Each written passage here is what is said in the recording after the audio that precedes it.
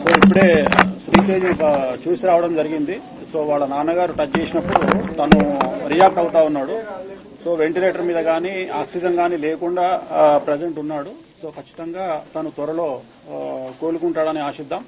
ఖచ్చితంగా వాళ్లకు సంబంధించి ఏమేమి సహాయం చేయాలి అంటే చాలా మంది చెప్తా ఉన్నారు, అపమృత్యు దోషానికి సంబంధించి మృత్యుంజయ హోమాన్ని నిర్వహించాలని చాలా మంది అడ్వైజ్ చేస్తా ఉన్నారు. సో అది నేను నా సొంత డబ్బులతోని నిర్వహిద్దామని చెప్పేసి నేను ఫిక్స్ అయినా. సో తనకు కూడా వాళ్ళ ఫాదర్కి చెప్పడం జరిగింది, మృత్యుంజయ హోమాన్ని నా సొంత ఖర్చులతో నిర్వహిస్తాను. అలాగే ఒక 2 లక్షల రూపాయలు ఆ పాపకి సంబంధించి, ఎందుకంటే అక్కడ పాప కూడా ఉంది. సో చాలా మంది శ్రీతేజ్ గురించే మాట్లాడుతూ ఉన్నారు, బట్ పాప గురించి మాట్లాడలేదు. కాబట్టి నా వంతు సహాయంగా అంటే సుమారు ఒక 1000 సినిమాలకు ముహూర్తం చేసినటువంటి ఒక పురోహితుడుగా లేదా పూజారిగా నేను కూడా సినిమా సొమ్మును తిన్నాను. కాబట్టి ఒక 2 లక్షల రూపాయలు వాళ్ళ ఫ్యామిలీకి ఇవ్వాలి అనేటువంటి ఉద్దేశంతో వాళ్ళు ఇక్కడికి రావడం జరిగింది. నేను చూశానండి, నేను చూశాను. సో ఒక 90% డెవలప్మెంట్ ఉంది. 90% అంటే మెయిన్ ఆక్సిజన్ లేదు, ప్లస్ వెంటిలేటర్ లేదు. సో వాళ్ళ ఫాదర్ టచ్ చేసినప్పుడు ఏడుస్తా ఉన్నాడు. అది నేను కళ్ళలో నీళ్లు వస్తున్నాయి. సో అంతవరకు అయితే నేను ఇవాళ గమనించింది అయితే అది ఈ రోజు. బాబులో కదలిక ఉంది, ఆక్సిజన్ లేదు. ఎట్ ది సేమ్ టైం ఆ వెంటిలేటర్ కూడా తీసేసినారు. సో ఒక నెల అటు ఇటు అయినా ఖచ్చితంగా కోలుకుంటాడు అనేటువంటిది నా ఉద్దేశం. దానికోసమే మన మృత్యుంజయ హోమాన్ని కూడా ఈ వారంలో నిర్వహించడానికి నేను నిర్ణయం తీసుకున్నాను.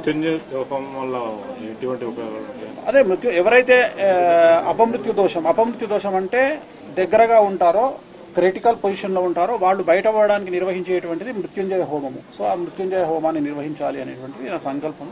మాట్లాడినాను. ఇప్పుడు వాళ్ళ ఫాదర్ వస్తే అది కూడా మాట్లాడి దానికి హోమం మన ఆఫీస్లో కానీ ఫామ్ హౌస్ లో కానీ నిర్వహిస్తాం. అంటే వాళ్ళ తరపున ఎవరో ఒకరు సంకల్పానికి రావాలి కదా, అందుకని 3 రోజులు ఉంటుంది.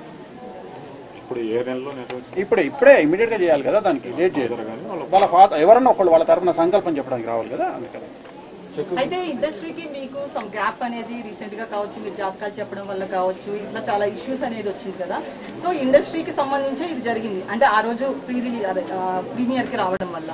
సో ఈ గ్యాప్ ని ఫిల్ చేయడానికి ఏమైనా వచ్చారనుకోవచ్చు?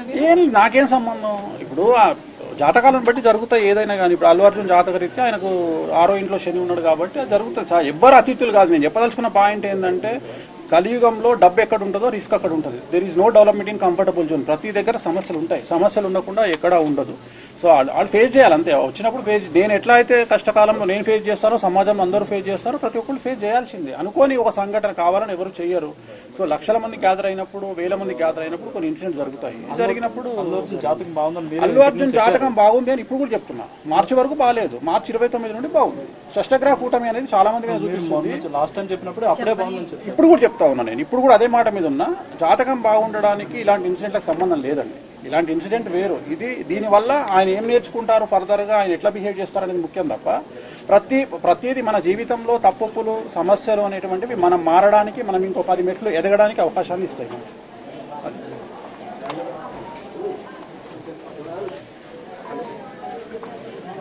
సో లోపలికి వెళ్ళి చూడడం జరిగింది. సో నేనైతే చాలా నమ్మకంగా ఉన్నాను. ఖచ్చితంగా బాబు ఆరోగ్యవంతుడై తిరిగి బయటికి వస్తాడు. సో ఎటువంటి అనుమానం లేదు. ఇప్పుడు వాళ్ళ తండ్రి ఇలా చేయి వేయగానే ఇమ్మీడియట్ గా కళ్ళు తెరిచి చూసినాడు. సో మేమిద్దరమే ఉన్నాం లోపల. సో నా కళ్ళతో నేను చూడడం జరిగింది. సో నా వంతు సహాయంగా పాపకి సంబంధించి ఈ సహాయం 2 లక్షల రూపాయలు అనేది పాపకు ఇచ్చేటువంటి సహాయం ఇది. ఎందుకంటే చాలా మంది మంచి వ్యక్తులు, మంచి మనస్కులు చాలా మంది సహాయం చేస్తా ఉన్నారు. సో అది కాకుండా నేనైతే వీళ్ళ పాపకు సంబంధించి ఇచ్చేటువంటి ఒక 2 లక్షల రూపాయలు ఇచ్చి, అలాగే బాబుకు సంబంధించి మృత్యుంజయ హోమాన్ని నిర్వహించాలి అనేటువంటిది నేను తీసుకున్నటువంటి నిర్ణయం. నా వంతు సహాయంగా సినిమా ఇండస్ట్రీకి సంబంధించి నేను ఒక రూపాయి సొమ్ము తిన్నాను కాబట్టి ఒక 20-25 ఏళ్ల నుండి, అందుకని నేను చేయాలనుకున్నాను. ఇది నా వంతు సహాయంగా 2 లక్షల రూపాయలు ఇస్తాను. అది నా సొంత డబ్బులతో చేస్తాను కాబట్టి వాళ్ళకి ఏం సంబంధం.